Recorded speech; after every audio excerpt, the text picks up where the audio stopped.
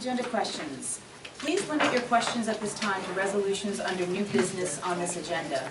As a matter of fairness, you are asked to limit your questions to no more than one and your remarks to no longer than 3 minutes. If you are here representing a group, please identify yourself, the group, and your position in the group. If you are here as an individual, please give us your name and address. This section of public participation will be limited to 15 minutes. Please specify the resolution you are referring to in your question.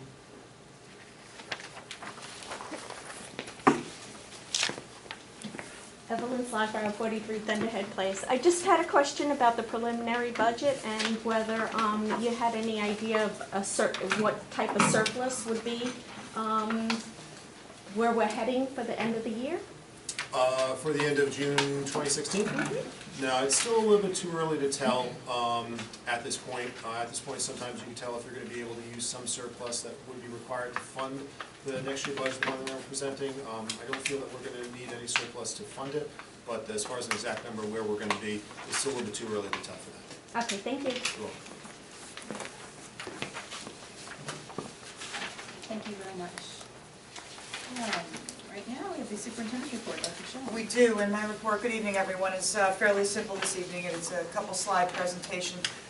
Each year, 2 times a year, by law, I'm required to present to you the violence and vandalism and HIBs that have occurred between the period of September to December, and then I'll report again in the summer those that occurred from January to June.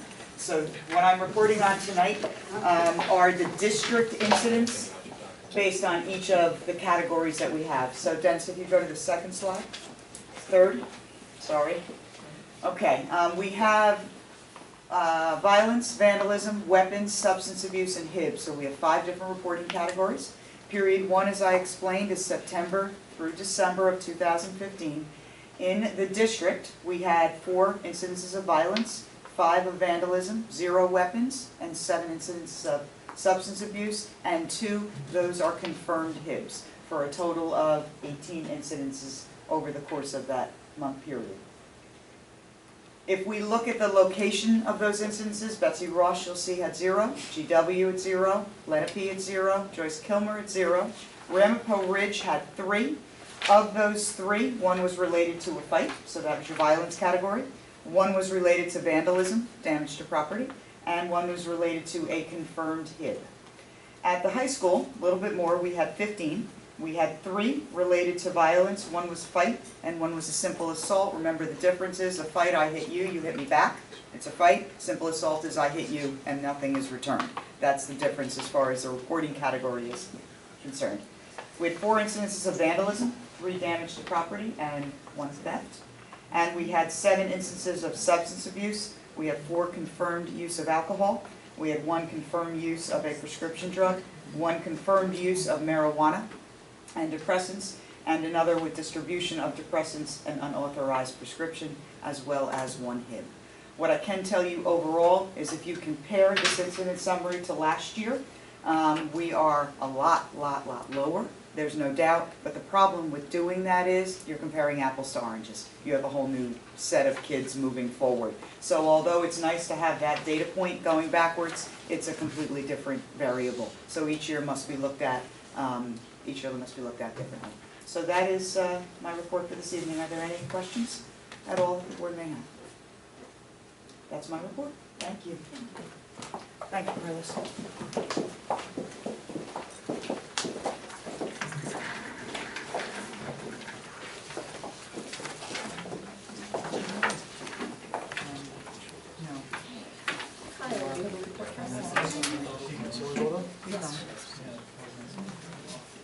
Carlos, would you hit the light? Would you mind?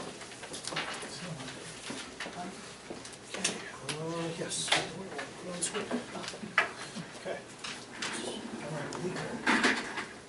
Do you want a little outside? Do you want Dennis to move it for you? No, I should be okay. Thank you.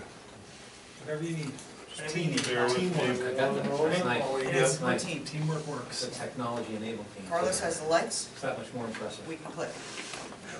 Multidisciplinary approach. And really impressed at how it gets the full view. Here you go. Can I go home now, Chuck? Nice. And impressive. Okay, good evening, everyone. Tonight, one of the agenda items is the approval to submit the preliminary budget to the county office. The process for the next couple of weeks is we're going to have a few more budget presentations, each going into a few different areas, leading up to the final adoption of the budget for the 2016-2017 school year, which is scheduled for May 4th. That being said, after tonight's presentation, I'll submit this, the budget along with some supporting documentation to the county office for their review. And they'll review it, respond with any questions or comments that they have. We'll continue to look at it at the board level and go on until the May 4th meeting where the final budget, as I said, will be adopted. The budget that's being submitted to the county office has a total spending associated with it of $67,604,935. The revenue side, where the funds are coming to support this budget, the primary source is the tax levy. Combined tax levy for both operating and debt service is proposed at $60,977,358, which represents a 2% increase over the prior year. State aid has gone up slightly to $2,346,236, an increase of $39,445. It does include the bottom number of transfer from capital reserve to fund some potential capital projects. Those capital projects, again, will be part of one of the other budget presentations that delves into some of that. Other revenues in the amount of $516,046, interest, extraordinary aid, semi-funds that we're eligible to receive, and some miscellaneous revenue. Fund balance also is part of that number, $1,784,295. These are funds that, after the audit was done for the 2014-2015 year, that the audit showed were required to be inputted into this year's budget to help fund it. And lastly, there's special revenue funds.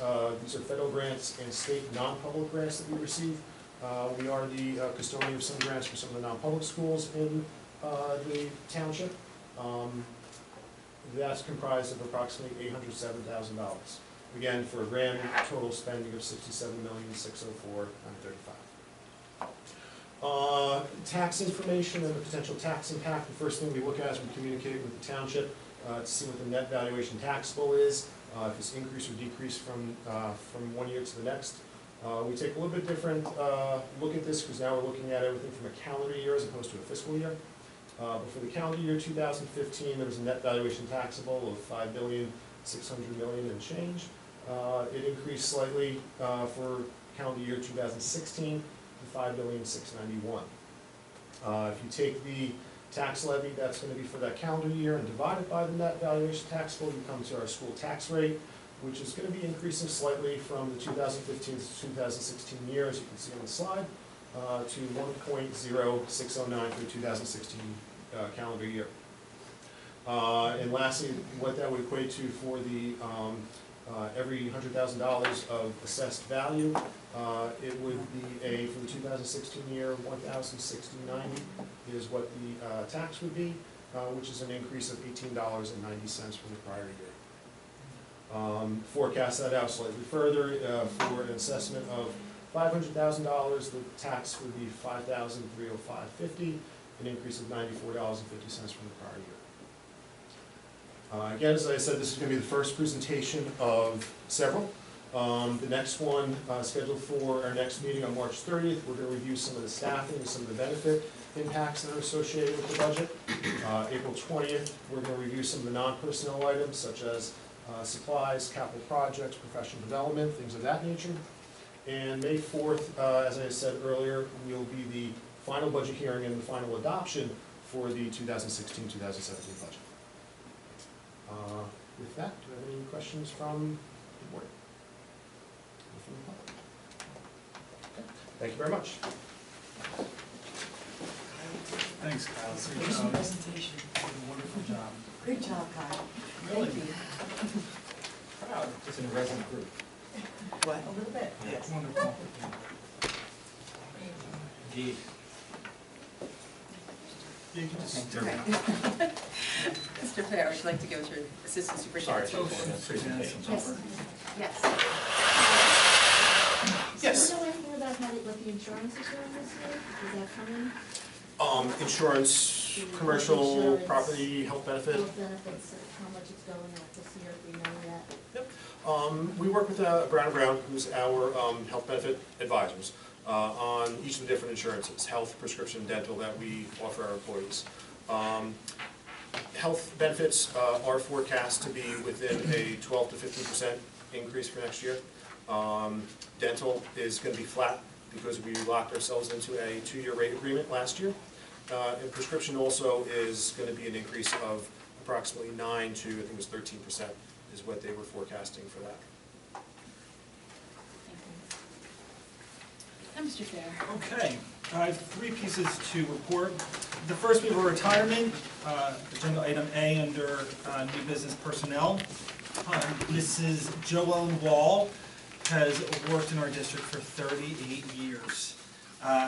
According to her building and even meeting with Joellen in her exit interview, she's been a versatile team player, fulfilling many roles throughout the years, including teacher of language arts, teacher of various technology classes, team leader, technology coach to the district, and most recently, coordinator of the Gifted and Talented program at the secondary level.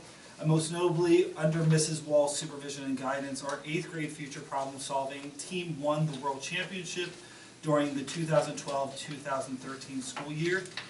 She's also overseen our current Future Problem Solvers program, where we have heard about our recent successes as well. So congratulations to Joelle. She's very excited. The second piece, we announced a resignation last meeting of a supervisor of English Language Arts. We're currently looking at applications, and we will be conducting all of our interviews next week. So I'll be updating everyone next week as well. And the last piece, under new business, agenda item N, is the submission of the Comprehensive Equity Plan. The last time we had to complete the Comprehensive Equity Plan was in 2007. Now the new Comprehensive Equity Plan is due April 1st of this year. The Comprehensive Equity Plan requires the school districts identify and correct all discriminatory and inequitable policies, programs, practices, and conditions within or affecting the schools located within a district. Looking at these following categories, what we do is we look at practices and procedures as well as policies. So we look at board responsibility, staff training and development, school and classroom practices, as well as employment contract practices. In reviewing the approved policies, the district-wide curriculum, and hiring procedures, we have identified no discriminatory practices. Our affirmative action team has met regularly to look at staff development, enrollment data and courses, and consistency with regards to the hiring process across all buildings. We have ensured a plan, though, that we would be ongoing with staff development and training through a professional development committee, our district professional development plan, and various other district professional development opportunities that would help to create equity across the district for administrators and teachers, which would then obviously trickle down to our students in the classroom. So although there have been no identified discriminatory practices, we have ongoing measures, and that's what our plan is in terms of what was submitted to the board this evening. So this isn't something, this is just a matter of course, it's not because we're deficient somewhere that we're being No, do no. it. Every This is school just a district has to question. complete this by April 1st of 2016. And then what we have to do is the following 3 years is we have to submit a statement of assurances that We're doing what we say the plan is saying that we're doing. It really is a comprehensive document, and Dennis has really done an outstanding job calling it all together, making sure all of our policies are in place. It's dotting your i's and crossing your t's. It's not because we've done anything wrong, but it was a massive project that was very, very well done. It was like, looked through the whole thing and my head hurt when I was done. Yeah. So did it. There was a lot Yeah. up there. They did a good job. Thank you. Thank you very much. My report for this evening. I'd like to let everyone know that 35 students participated in the American Mathematics Competition. The Mathematical Association of America sponsors the American Mathematics Competitions, the AMC, for the purposes of spurring interest in mathematics and developing problem-solving ability. The math department is proud to announce that this year, a total of 35 Mahwah students participated in the contests. Jack Jong is the school winner for the AMC 12 with the highest score of 81. Also receiving recognition for the AMC 12 are Aksita Adiyama with a score of 73.5, and Josie McCurdy with a score of 61.5. Joshua Sequeria is the school winner for the AMC 10 with a score of 87. Also receiving recognition for the AMC 10 is Noah Kim with a score of 72, and Christina Altamara with a score of 64.5. Any AMC 10 or 12 participants may ask their math teachers for their individual score, and congratulations to all that competed. I'd also like to let everyone know that Coach Jim DeLesio was named Coach of the Year for the boys bowling team. We're pleased to announce that he's been recognized as Coach of the Year for the boys team, and Coach DeLesio has been coaching since 2008-2009 school year. In the 2013, the girls varsity bowling team earned its first league title since 1998 when he was selected Patriot Division Girls Coach of the Year for the season. And this year the boys varsity team won their first league title since 2003 and advanced to the state finals. Their record was an impressive 49-7, and that led to Coach DeLesio being named Coach of the Year for the boys bowling. So congratulations to this outstanding achievement. And last but not least, our band, which I'm always so very proud of our band, as well as other things. But my son happens to be in the band, so I'm very happy about this. Congratulations to the Mahwah High School Symphonic Band for earning a gold rating at the SJBODA State Region Festival. They earned a score of 97 out of 100, our highest score to date. And that was on Tuesday, the 8th of March. And congratulations to the Mahwah High School Jazz Band for earning a high silver rating at the NJAJE State Jazz Festival. The Jazz Band also earned a gold rating in the sight reading, and senior Kevin Kim was awarded the Best Soloist Award. Kevin also received a gold rating in solo improvisation. So congratulations to all.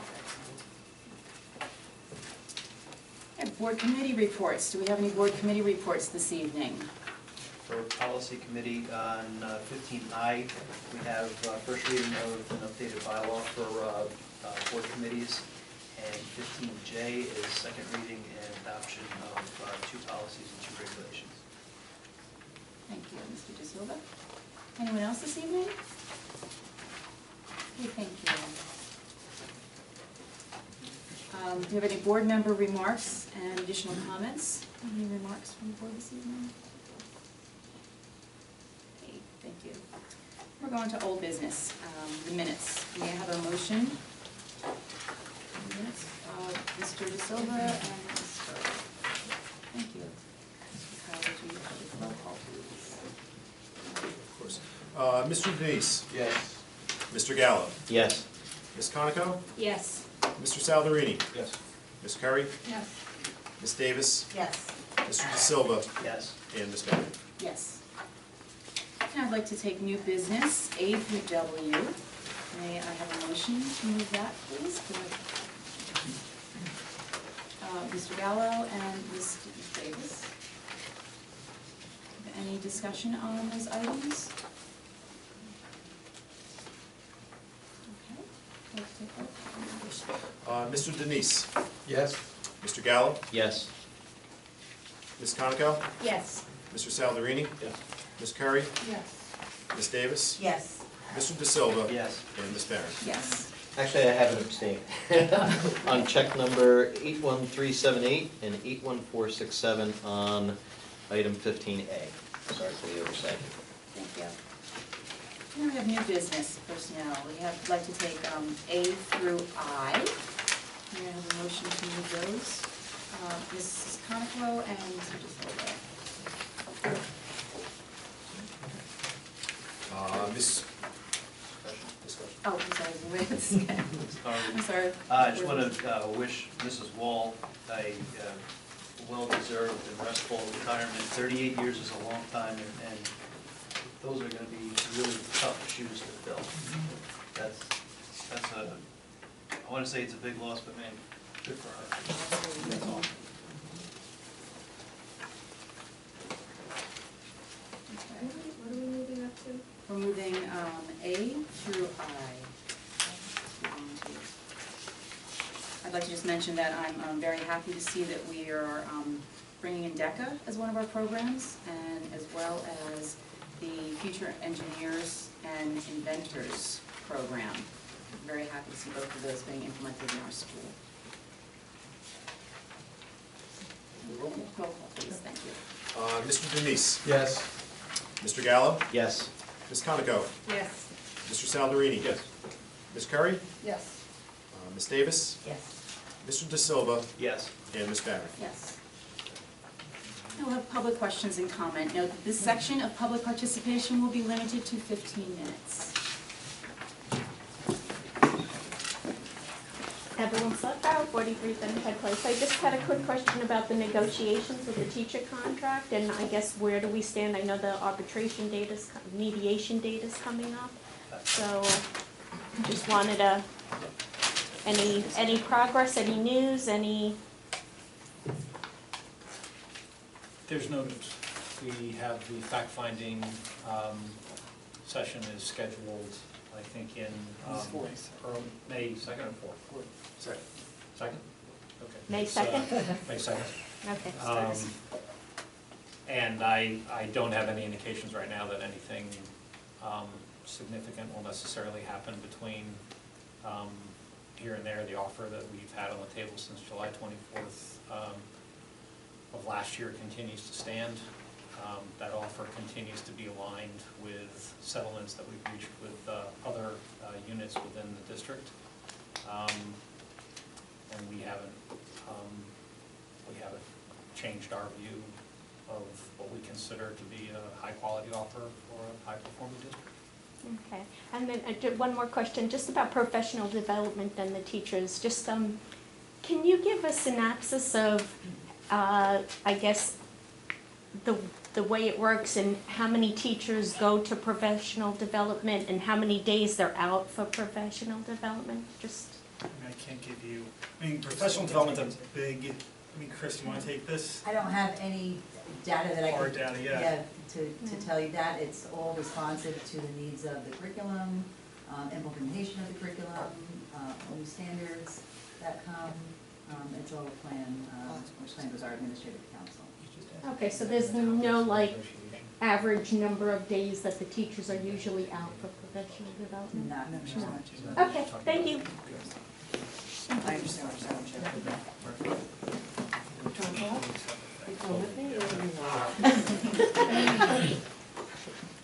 Good evening, Mary Beth Duffy, Vice President of the Mahwah Schools Foundation. On behalf of our executive board and our trustees, for those of you who don't know, we do spend most of the year fundraising to give back to the schools and to all of the teachers K through 12. And this year, after we had heard about the Board of Ed's technology initiative and the approval, we wanted to be proactive. We are going to continue our spring grant cycle, and we've opened that up to the teachers. But in addition to that, we would like to present a $25,000 check to the Mahwah Schools District for your technology initiative.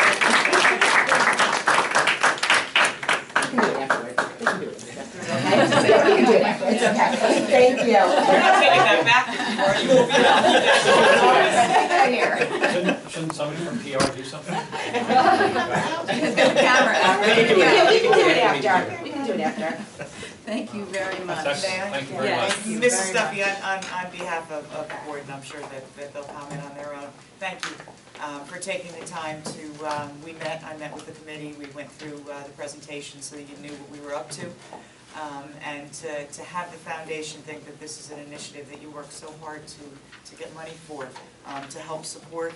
It's something that the board believes in, it's something that we believe in, and the fact that the foundation just works for the kids and you believe in it too, I don't think we could ask for a greater gift. So thank you very, very much. It will be certainly put to good use. Thanks.